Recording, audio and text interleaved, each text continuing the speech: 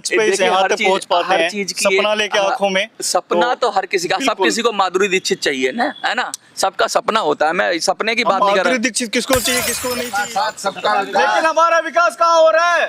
हमारा विकास कहाँ हो रहा है? सब मौलिक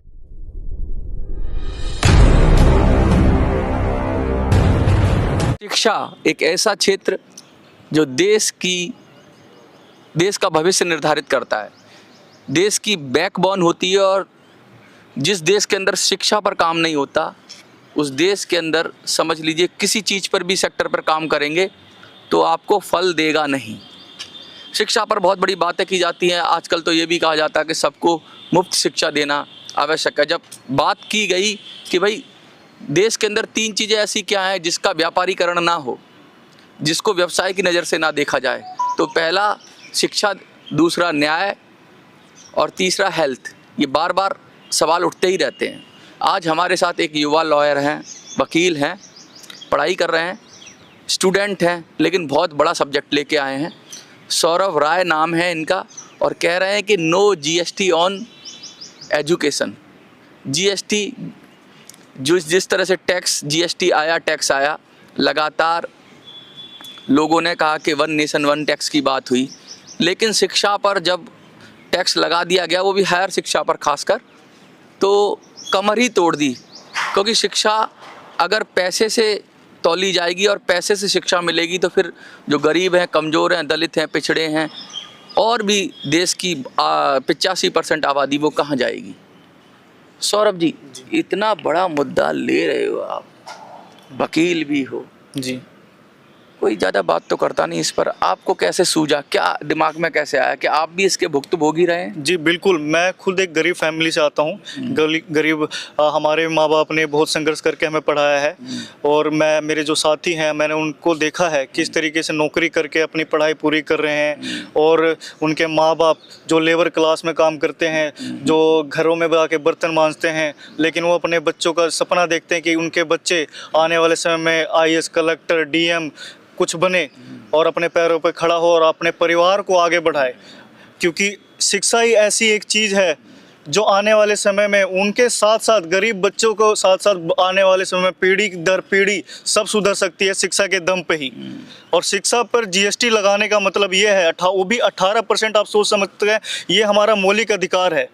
एजुकेशन आपने 18% जीएसटी लगा के आप कहते हो सबका साथ सबका विकास का वादा करते हो, लेकिन इसमें सबका साथ कहाँ है और सबका विकास कहाँ है? ये तो ऐसा लग रहा है कि सबका विनाश अपना विकास। बिल्कुल बिल्कुल बिल्कुल सही बात है। ये हम किसी गवर्नमेंट पे सवाल नहीं उठा रहे हैं, बिल्कुल भी नहीं। किसी भी गवर्नमेंट किसी के साथ मतलब कुछ भी ये उनके खिलाफ नहीं है। बस ये छात्रों की आवाज़ है जो हम चाहते हैं संसद तक पहुँचे, उन सभी तक पहुँचे जो इस आवाज़ को आगे बढ़ाए और जीएसटी को ख़त्म करे। 18% जीएसटी किसी भी हाल में स्वीकार नहीं है, बिल्कुल भी सहनीय नहीं है। इससे पहले भी तो टैक्स लगता होगा आपको, तो जब ये मुद्दा उठा रहे हैं तो ऐसा तो नहीं है कि जीएसटी आ गया, उससे पहले भी टैक्स अलग अलग रूपों में लगता होगा, लेकिन उस समय ऐसी आवाज़ नहीं उठी और अब जीएसटी पे उठ रही है, क्या कारण है? नहीं, आवाज़ उठाने की बात कर रहे हैं तो कई क्षेत्र में हर जगह से आप आवाज़ लोग उठाते हैं, इसके ऊपर बोलते हैं। आप देखिए जाके झुग्गी झोपड़ियों में या गरीब के घर में जाके पता कीजिए, वो जो पहले पढ़ाते थे अपने बच्चों को, उनको पता है, वो इससे संघर्ष कर चुके हैं और उनके जेब में 10 रुपये रहता है अपने बच्चों को पढ़ाने के लिए, उसमें से आपको उतने परसेंट 18% जीएसटी दे दे। 100 रुपये में से 18 रुपये वो आपको वो दे रहे हैं। वो कितना मुश्किल से अपने बच्चों का फीस पे कर रहे हैं, उनको अपना घर चलाना है, परिवार चलाना है, कैसे न कैसे करके आगे बढ़ाना है बच्चों को। लेकिन इस पे वो क्या काम करेंगे, कैसे करेंगे? आप खुद सोचिए ना। शिक्षा आप कहते हैं कि बहुत ज़रूरी है, बहुत ज़रूरी है, लेकिन 18% जीएसटी कहाँ से संभव है? मैं 12th तक की शिक्षा की अगर बात करूं तो जैसे बहुत सारे सरकारी स्कूल थे और प्राइवेट स्कूल थे, लेकिन 12th तक की शिक्षा कहने में तो आपको बेसिक्स बनाती है, लेकिन उसका आपके रोजगार परक जीवन में ज़्यादा योगदान होता भी नहीं है। लेकिन फिर भी पेरेंट्स अपना पेट काट कर मोटी फीस भर कर प्राइवेट स्कूलों का ऐसा ट्रेंड हो गया है कि भाई प्राइवेट में ही पढ़ाना है। सरकारी स्कूल कितना भी अच्छा हो, लेकिन लोगों ने भी तो ये सोच लिया है कि सरकारी तो चीज़ बेकारी होती है, हम तो प्राइवेट में ही पढ़ाएंगे, प्राइवेट में पढ़ के भी बच्चा बहुत बड़ा निकल जाएगा। तो बच्चे का जो सेल्फ अध्ययन है, स्कूल एक महत्व रखता है, स्कूलिंग एक महत्व रखती है और एक्सटर्नल फैक्टर है। इंटरनल फैक्टर, जब तक बच्चा अपना पढ़ने के लिए ललक नहीं है, उसके अंदर चाहत नहीं है और आप उसको पेरेंट ही कर रहे हैं, ये तो ट्रेंड चल गया है कि भाई हम तो हमारा बच्चा, हमने सबने कहते हैं उसको क्या बोलते हैं कि एंट्रेंस दिया, मेडिकल का ही एंट्रेंस दिया सभी बच्चों ने, 12th के बच्चों ने, और प्राइवेट कॉलेज करा देंगे इसको। नहीं मिल रहा है, अगर वो क्लियर अच्छे नंबर भी नहीं ला पा रहा, लेकिन सबको ही करना है, तो वो उतनी ज़्यादा रिक्वायरमेंट है, तो बिजनेस तो निकलेगा ही निकलेगा। जो नहीं है वो भी करना चाह रहा है, वो भी इंजीनियर बनना चाह रहा है, वो भी डॉक्टर बनना चाह रहा है। जब डिमांड है तो सप्लाई होगी, तो सरकार क्यों ना कमाए। बिल्कुल, आपने कही सोच, ये सोच आ रही है, ये सोच कहाँ से आ रही है? आप कह रहे हो कि सरकारी में बच्चे पढ़ना नहीं चाहते हैं, नहीं, पेरेंट्स नहीं पढ़ाना चाह रहे हैं, लेकिन क्यों नहीं पढ़ाना चाह रहे हैं? ये गवर्नमेंट को सोचनी चाहिए ना, इस पे एनालाइज करना। गवर्नमेंट तो फ्री शिक्षा दे रही है। फ्री शिक्षा की बातें करती है, आप सुविधा क्या है उस गवर्नमेंट स्कूल में वो पता कीजिए ना, जाके वो देखिए हालत क्या है, टीचर्स कैसे आप दे रहे हैं। और आप बोलते हैं कि टीचर हमारे बेहतर से बेहतर है, लेकिन पढ़ाना क्यों नहीं चाह रहे पेरेंट्स? आप उस पर तो देखिए, उस पर तो सोचिए। आप एक तरीके से प्राइवेट स्कूल में जाते हैं जो चौकाचंद करके एकदम, आप कहिए कि नहीं, मेरा बच्चा तो माफिया, कुछ लोग, नहीं चाहता इस पे। मैं आपको एक एग्जांपल देता हूँ। अभी सरकारी स्कूलों का 12वीं का रिजल्ट निकला और प्राइवेट स्कूलों का निकला, ज्यादा अंतर तो था नहीं। ज्यादा, बिल्कुल मैंने भी देखा, बिल्कुल ज्यादा अंतर नहीं था। बेसिक क्या है कि ये जो माइंड सेट है पेरेंट्स का कि यार प्राइवेट में ही पढ़ेंगे तो एक सोसाइटी मिलेगी, एक उसको बूम मिलेगा। और अब तो ऐसा हो गया है कि आजकल तो कह रहे हैं कि वो 10th के बाद कहते हैं कि स्कूलिंग ही नहीं कराएंगे, बस क्या बोलते हैं, IIT की तैयारी करते हैं, इंजीनियरिंग की तैयारी करनी है और स्कूल को डमी बना दो। डमी का मतलब वो समझी जी, मतलब, तो ये सारा जब इंसान ही इतना पैसे की तरफ भाग रहा है तो 18% देने में तकलीफ क्या है? सर, हर कोई माँ बाप चाहेगा कि मेरे बच्चों को अच्छे से अच्छे सुविधा मिले, उसे अच्छे से अच्छा एजुकेशन मिले, वो अपने जिंदगी में, बच्चा चाहे नालायक हो, बच्चा नालायक हो या वो बच्चे के ऊपर है, लेकिन माँ बाप तो ये सोच ही रहे हैं ना सर। आप कह रहे हो कि माँ बाप पढ़ाना क्यों चाह रही है पेरेंट्स प्राइवेट स्कूल्स में, क्यों चाह रही है? क्योंकि सर माँ बाप चाहते हैं कि हमारा बच्चा आगे चल के कामयाब हो, अपने पैरों पे खड़ा हो सके और उसे हर चीज वो मिले जो हमें नहीं मिली। तो अपनी 12वीं पूरी कोशिश करते हैं। 12वीं तक आपने भी 12वीं की पढ़ाई करी, काट के, पेट काट के, मजदूरी कर करके माँ बाप अपने बच्चों को आगे पुश करते, पढ़ाते हैं, लिखाते हैं। प्राइवेट स्कूल आप करो, प्राइवेट स्कूल, अरे चलो नहीं, उनको कल्चर की सुविधा है ना। बात मैं अलग, देखिए आप GST पे ही आऊंगा मैं लौट के, मैं कल्चर की बात कर रहा हूँ। मानता हूँ। हम पढ़े थे गवर्नमेंट स्कूल में हमारे टाइम में, ठीक है, आज से 30-40 गवर्नमेंट स्कूल में पढ़ाई की है और अच्छा खासा जिंदगी में कर रहे हैं, बहुत सारे लोग कर रहे हैं सरकारी स्कूल में पढ़ के। 12वीं तक की शिक्षा को एक तरह से ऐसा बना दिया गया है, मैं 12वीं तक की बात कर रहा हूँ, पता नहीं क्या ऐसा हो जाएगा कि प्राइवेट जो सुविधा के नाम, देखिए access is everything is bad. तो अब आपने प्राइवेटाइजेशन को इतना हाइप कर दिया कि भाई बच्चे को 5 स्टार मतलब सुविधाएं मिलनी चाहिए स्कूल के अंदर। आजकल तो इंटरनेशनल वर्ड लग जाता है, स्कूल चलेगा तो ऐसे चलेगा, ये क्लासरूम होंगे, वर्ल्ड क्लास क्लासरूम होंगे, ये फैसिलिटी वो फैसिलिटी, और उसके बाद भी बच्चों का परफॉर्मेंस देख लो, उससे कभी सरकारी स्कूल में जो कम अभावों में रह के बच्चा है वो ज़्यादा निकल के आ रहा है। तो ये दोनों चीज़ें हैं, सरकार भी समझ रही है कि लोगों के पास पैसा है तो क्यों ना कमाया जाए, और लोग जब खुद से ही जा रहे हैं प्राइवेट स्कूल में 5-5 लाख डोनेशन दे के, भाई मैं इसमें ही पढ़ाऊंगा बच्चे को, और उनका ट्रैक रिकॉर्ड देखोगे तो वैसे ही हैं बच्चे। जी, आपने कहा सरकार सोच रही है क्यों ना कमाया जाए पेरेंट्स सरकार। अरे यार, मतलब सोचने वाली बात है, कितना कमाएगी, कितना कमा लेगी? मजबूरी का, आप तो एक तरीके से ये है कि मजबूरी का फायदा उठा रही है सरकार। माँ बाप चाह रहे हैं कि हम अपने बच्चों को पेट काट के अच्छे स्कूल में पढ़ाए, अच्छे विद्यार्थी करो। आप सरकारी स्कूल को आप वर्ल्ड क्लास क्यों नहीं बनाते हो? प्राइवेट जैसे ही बेहतर क्यों सुविधा नहीं देते हो? और क्यों नहीं सरकारी नौकरी करने वाला क्यों नहीं अपने सरकारी स्कूल में पढ़ा रहा अपने बच्चों को? एक चीज और मैं पूछना चाहूंगा, आप ये बात कर रहे हैं GST लगे, इसे गवर्नमेंट को ये कर देना चाहिए जो सरकारी नौकरी में है उसके बच्चे सरकारी में ही पढ़े। आप सिर्फ GST की बात कर रहे हैं, GST आपने 18% किया।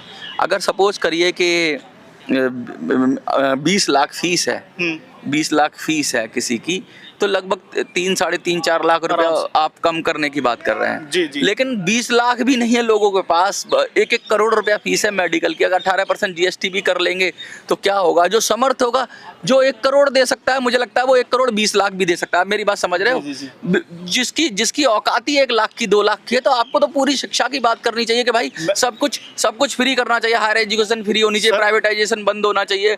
आप एक मतलब छोटा सा हिस्से की बात कर रहे हैं। आप कह रहे छोटे सा, एक छोटा चिंगारी ही काफी होता है। तो कहीं आपकी योजना कुछ और तो नहीं है कि पहले जीएसटी का नाम लोगे फिर कहोगे वापस सब माफ करो? छोटा ऐसा तो नहीं है चिंगारी कि- काफी होता है। अभी आने वाले समय में इस पे भी काम होगा, इस पे भी छात्र हम काम करेंगे जरूर। मैं नहीं, छात्र काम करेंगे। हम छात्र हैं, कोई हम पार्टी से जुड़े हुए नहीं, हम एक छात्र हैं। हम छात्र इस पे काम कर रहे हैं और आगे भी काम करते रहेंगे। अच्छा, ये एक आपने कहा अभी 20 लाख जिसके पास होगा, आप जगह मुखर्जी नगर में पता चल जाए, जो यूपीएससी की तैयारी करते हैं या किसी भी हाँ, ये CGI, भी। तो वो बच्चे खुद कमाते हैं, खुद भी पढ़ रहे हैं और खुद नौकरी भी कर रहे हैं, स्टडी भी ये कर रहे हैं। मुखर्जी नगर वाले, मुझे कभी कभी ऐसा लगता है 1-2% छोड़ दो, देश पर बोझ तो नहीं है ये लोग।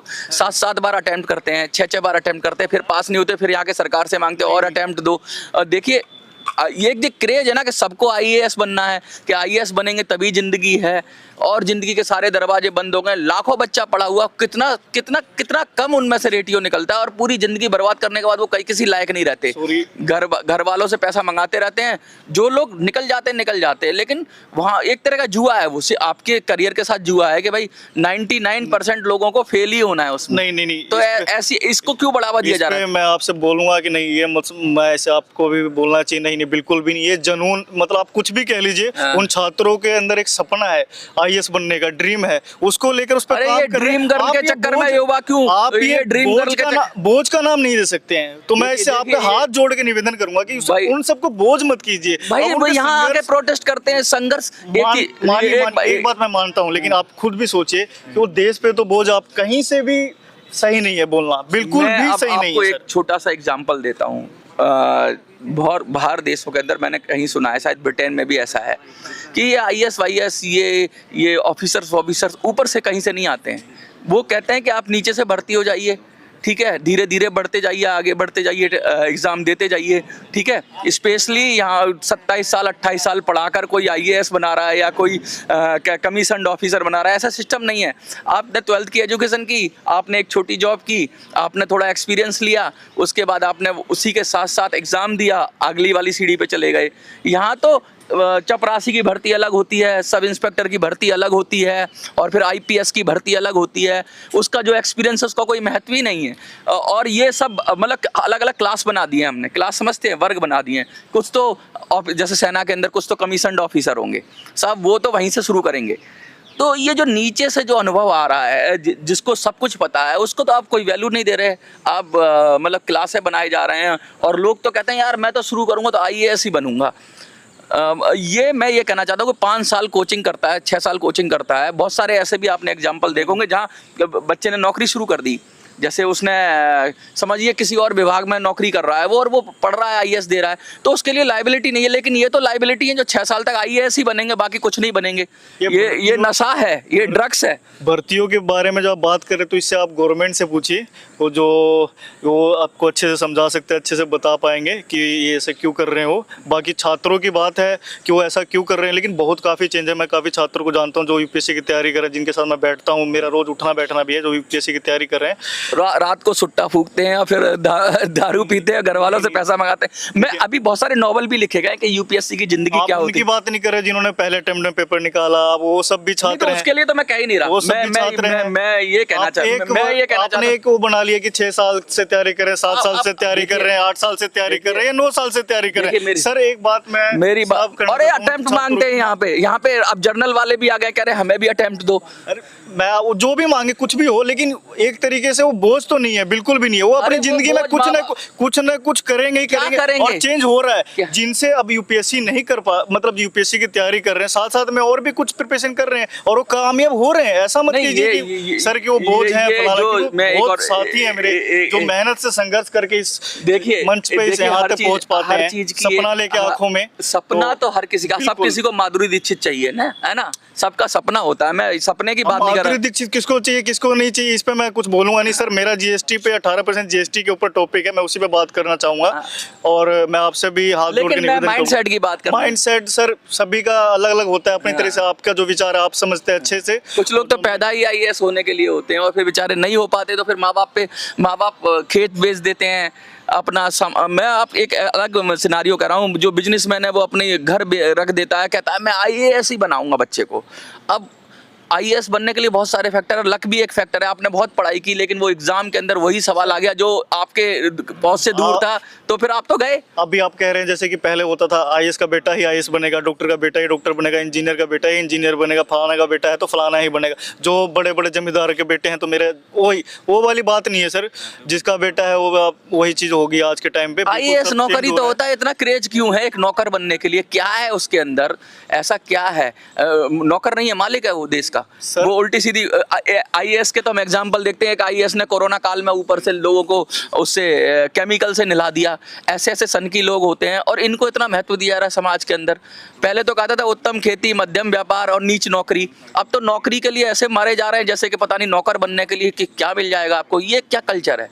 क्या हमने अपनी आप उन्हें कहते तो नौकर है फलाना है, नौकर तो नौकर ही है। बिल्कुल बिल्कुल नौकर सेवा करते हैं, देश के लिए सेवा करते हैं, उस मंच सेवा करते हैं। उस पूरा पे देश बैठे, दुखी है, पूरा देश दुखी है। आप दुखी हो, जीएसटी आपको लगता है आपको लगता है कि हम दुखी हैं फलाना दुखी। उनके पीछे उनका संघर्ष देखिए। हर आईएएस आईपीएस बनने के लिए आप एक वकील बनना है, थोड़ा सा मैं जिरा कर लूंगा आपसे। तो ये 18% किसने दिया है आपको? ये जीएसटी किसने लगाया? उन्हीं ने नीति। ये 2017 से लागू हुआ, मुझे भी पता है सर कैसे क्यों किसने लागू किया है? आईएएस लॉबी होगी, आप मुझसे क्या बुलवाना चाह रहे हैं? यही तो है। उसे रहने दीजिए, मैं बस ये बात करूंगा। आज वही टॉपिक है, शांति पीसफुल प्रोटेस्ट है। किसी गवर्नमेंट पे किसी पे सवाल नहीं है, बस एक ही है कि 18% जीएसटी जो एजुकेशन पे है उसे खत्म कर दिया जाए।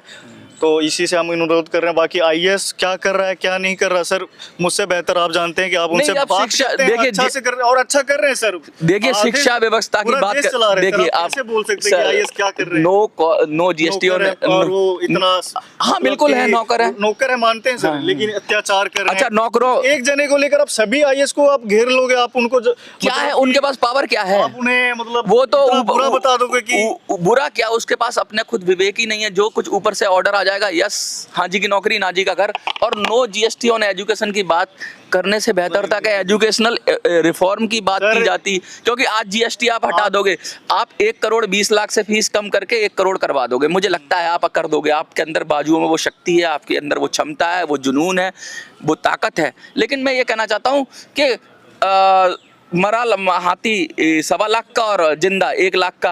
अरे 1 लाख भी कहाँ से लाएंगे? ये जो बेसिक जो आधारभूत है कि आप इतना पढ़ाते जा रहे हो कि वो किसी काम का नहीं रहता। वो कहता है कि यार मैं छोटा काम करूंगा नहीं, मैं तो पैदा ही हुआ हूँ स्पेशल बाबू के लिए। 2% बाबू हैं दुनिया में, 2% बाबू हैं। नहीं सर, और 98% भाग रहे हैं बाबू बनने के। पता नहीं कहाँ से लेकर आ रहे हैं, लेकिन बट ये है सर कि सब नौकरी कर लेंगे। नहीं, नौकरी और बाकी काफी चेंज हो रहा है। आप उस चीज में देखिए ना, सेक्टर में काफी लोग युवा ये नहीं सोच रहे कि हमें आईएएस ही बनना है।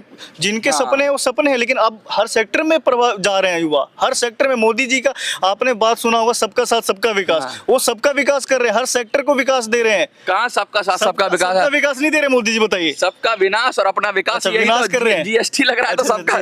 ये तो मोदी जी मतलब विनाश कर रहे हैं, आप कह रहे हो ना? मैं नहीं कह रहा, आप कह रहे हैं। नहीं, मैंने तो मोदी जी का मैं तो नीति की बात कही है कि सबका साथ सबका विकास कर रहे हैं। मैं तो नीति की बात कर रहा हूं, मैं व्यक्ति की बात नहीं कर रहा। ध्यान दे रहे हैं कि युवा भी प्राइवेट सेक्टर की तरफ भाग रहा है। तो फिर 18% जीएसटी क्यों? अरे तो 18% जीएसटी कहाँ लगता है? कौन से प्राइवेट में आप मतलब 18% जीएसटी प्राइवेट स्कूल में? मैं तो कैंसर के इलाज की बात कर रहा था, आप सर दर्द की दवा खा रहे हैं। आप ये कह रहे हैं कि आईएएस मतलब कि बहुत बड़ा गुनाहगार बन जाते, गुनाहगार होते, मतलब ये इतने तकलीफ देते हैं लोगों को, लोगों मारते हैं, लोगों को पीटते हैं। ये आपके शब्द है।